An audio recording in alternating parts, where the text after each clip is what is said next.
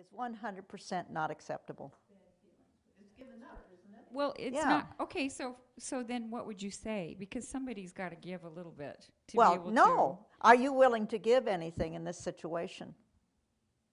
What are you willing to give? Right, okay, so that's the positive spin Right. on it. You're changing the vocabulary. Right. I led Kathy's group last night, and I said, they go into this, I feel this and I said, I don't want you ever to use that term when I'm present. I don't care how you feel. I care how you are.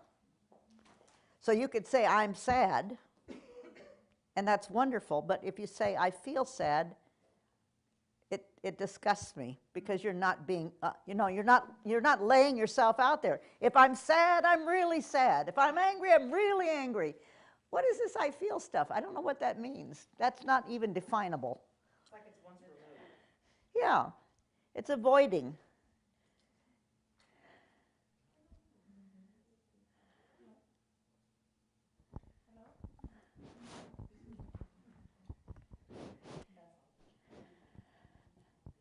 And they like that.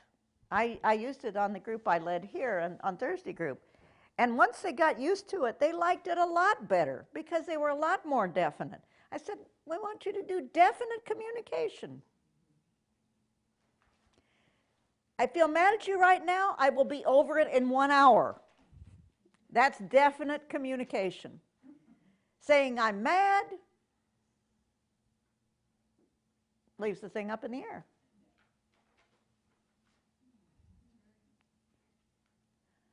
We want deadlines. I will forgive you by 5 o'clock tonight.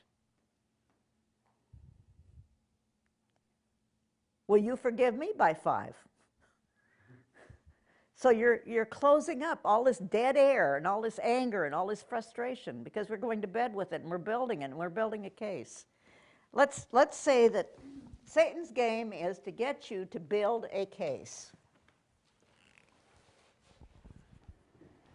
Let's see. Bruce, will you pull this off for me? I can't seem to. Here, let me just take it.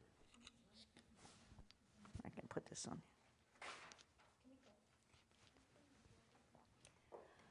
So, build a case.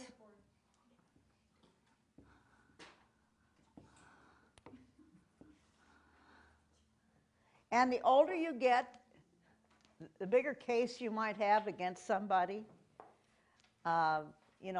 Just keep building that case and building that case and building that case until you get a divorce. You don't speak to that person anymore. That relationship is broken. I don't care about you anymore. This is satanic. Build a bridge.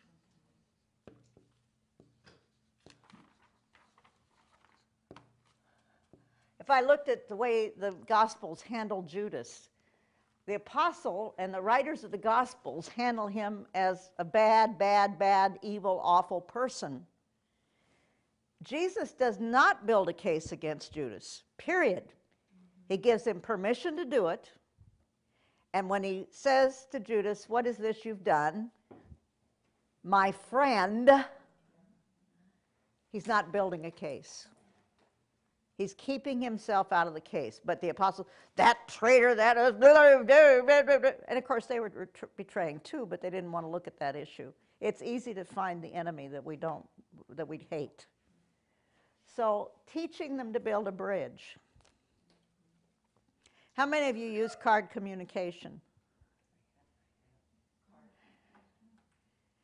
And why do you use it? It works. All right, let's pass the microphone. Card communication, yeah. Well, it's because sometimes one person does all the talking, and this way you have one sentence, and then the other person. And it moves it along.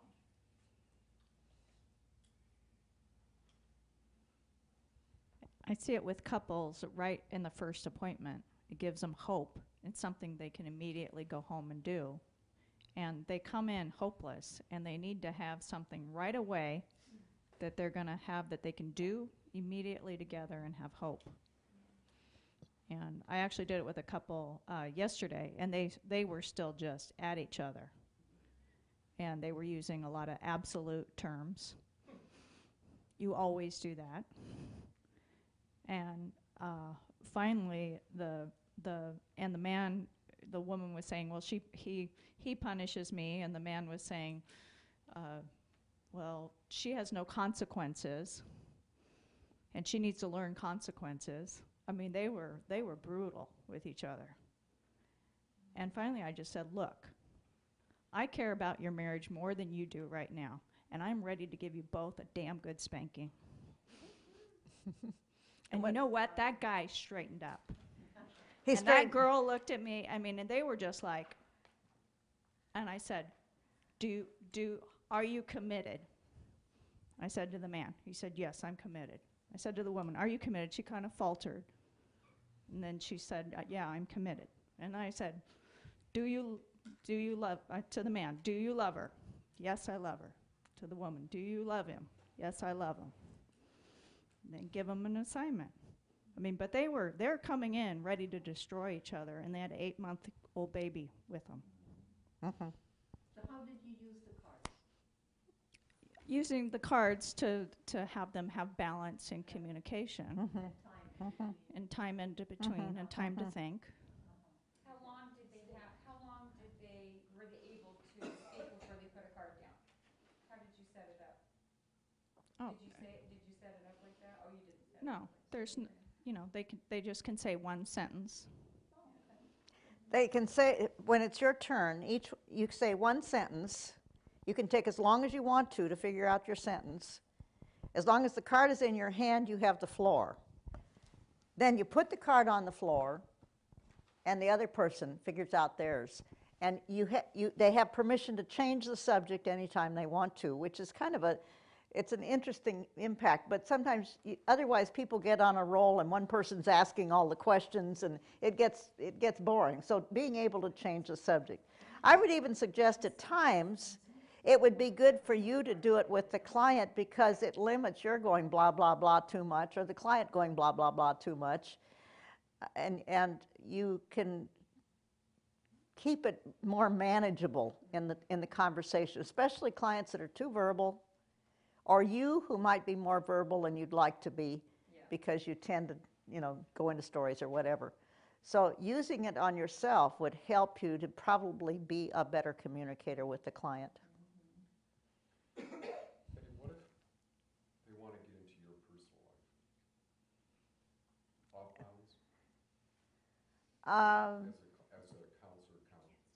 I've never had anybody want to, so I don't know what that means. Okay. I usually let them into my personal life, but it's not because they want to. If they confess a bad sin, I usually confess one of equal. So they can leave blackmailing me forever. I'm not as experienced as you are. Oh, honey, I've got a lot of bad ones. Well, I just wanted to hand the mic to Bruce, but you're done, right? I'm like you guys, I'm fast. No, you're supposed to use the microphone. Okay. Do many clients ask you guys questions about your personal life? I'm just wondering. No. Not me. Uh-uh. No, I never had him ask me. Mm-mm. They don't. I only would do it if like there might be a story which would explain how to handle something. But they don't usually ask. No, no, no, no. You use material like a parable to explain an action. Yes. I'll give you an example. The greatest event between my husband and myself, I will always remember. We were going to a movie. We got to the movie.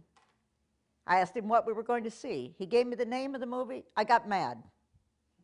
I said, I don't like science fiction movies. Why are you taking me to this movie?